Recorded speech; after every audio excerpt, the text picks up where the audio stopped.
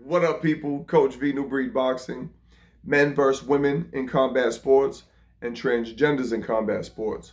What are the legalities and what's my personal stance on this?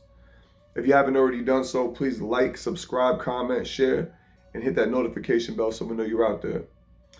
So, in my 20 something years involved in combat sports competitively, I still actually haven't encountered this directly, but I have had people inquire in the past and I have heard, of other people in similar situations. So I was also curious to find out what the legality is and if there are any guidelines and what the structuring is of, this, this situation that's been frequently arising lately, more and more nowadays. And so I reached out to some of my people at the New York State Athletic Commission, USA Boxing, and some other places, and have come to find out that it varies widely from one location to another. In some places this is really unregulated, and others they loosely regulate it. For example, in New York, they do a testosterone test, and I don't know exactly what the levels are yet, but depending on what level of testosterone you are at leading up to the fight, approximately a week before the fight, that is what's going to determine whether you fight in the male or the female category. Not what your ideology is, not what you identify as, but what your testosterone level is. That's going to determine male or female category. I've done some research also, and just some events where this wasn't regulated, and I watched a few fights, and I was already aware of a few situations, but I can tell you, I've seen mediocre to low-level male fighters decimate high-level female fighters frequently, consistently.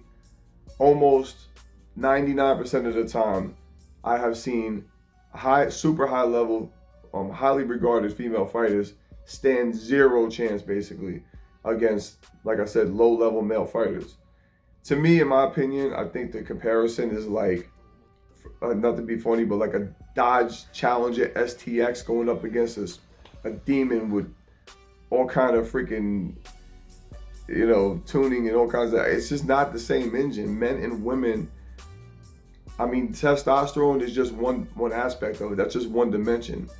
Bone density, reflexes, men and women, there's a major disparity physiologically between men and women's advantages and disadvantages. And I still think even the testosterone test is not enough. And again, I've looked up tons of fights in MMA. Was it Fallon Fox broke some woman's skull? And I've seen some other fights where he was just, all I saw was a dude beating the hell out of a chick. There was there was no level playing field. There was nothing fair about it. Me and my own experience, the closest experience that I've had to this is I have had female fighters, I currently do have female fighters, that sometimes, because there's not a lot of them, they don't have enough sparring, so I have to let them work with some of the guys. But I have to watch it very closely, because I've had internationally ranked female fighters get the crap beat out of them, again, in the gym by guys that only have a couple of amateur fights. It's just the physiological difference takes precedence over the experience. And yes, I have had female fighters that beat the hell out of guys before, but they were guys that were very inexperienced and really not, they just weren't really athletes. They were just guys that were, just training. So as far as the same weight, the same level of experience, I'm personally against it. I don't think that ideology should take precedence over science. Again, men just have way too many advantages, and this is my personal opinion. I am completely against it. Maybe in other sports, maybe racing or something like that, where it's not physical contact, that's fine. Whatever, that's cool. I don't care. But when you're talking about blow for blow, pound for pound, a man and a woman basically going up against each other, there's just way too many disadvantages to the woman's, way too many advantages in the male's favor and way too many disadvantages for the woman, to the point where you're actually physically endangering your well-being and could be killed. So that's just my personal stance. I'm totally against it. I don't advise any female to go all out, whether it be sparring, boxing, MMA, even jiu-jitsu, wrestling.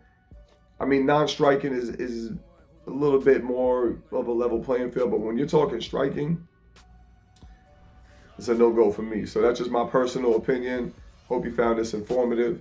If you did, like, subscribe, comment, and I want to hear what you guys got to say. If you had any experiences in the past, or if you're aware of maybe any sanctioning bodies in other kind of combat sports that have allowed this in the past, put it in the comments below. I'd like to hear your experiences.